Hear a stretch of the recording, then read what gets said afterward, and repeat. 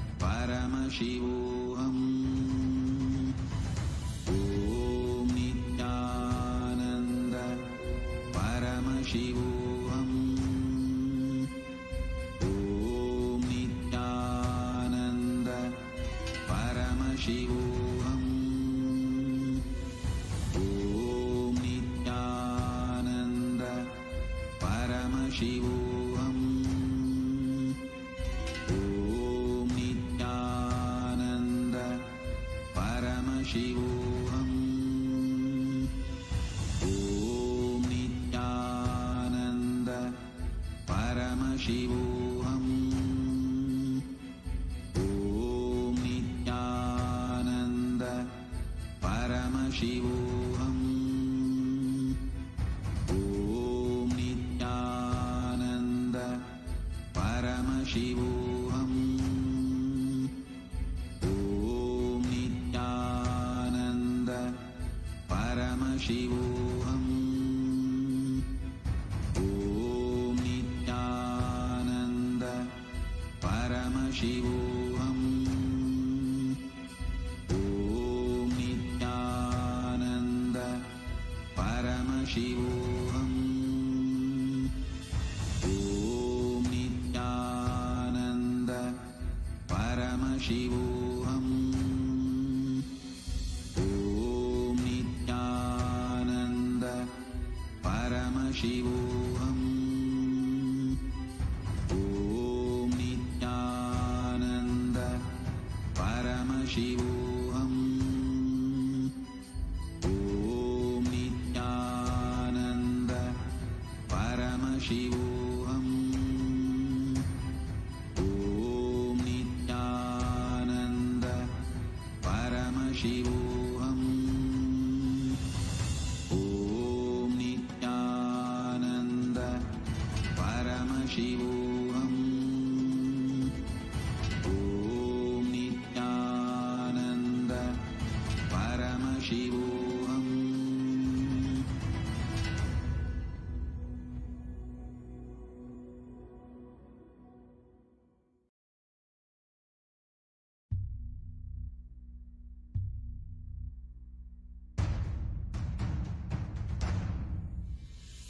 Sit as Paramashiva. Inhale and exhale deeply with 25 heads and 75 eyes and 50 hands. Visualize, meditate, connect with him. He is a living, alive being. Drop your form into his form and dissolve. Remember, you are a Sarupya Mukta, means your form is dissolved into his form. All my disciples, now I am initiating Salokya Mukti, Samipya Mukti, Sarupya Mukti, Sayujya Mukti. Om Nityananda Paramashivoham. Om Nityananda Paramashivoham. Om Nityananda Paramashivoham. Om Nityananda Paramashivoham. Om Nityananda Paramashivoham. Om Nityananda Paramashivoham. Om Nityananda Paramashivoham. Om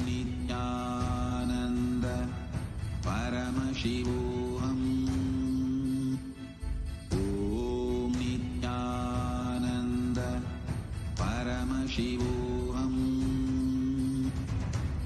Paramashivoham. Om Nityananda Paramashivoham.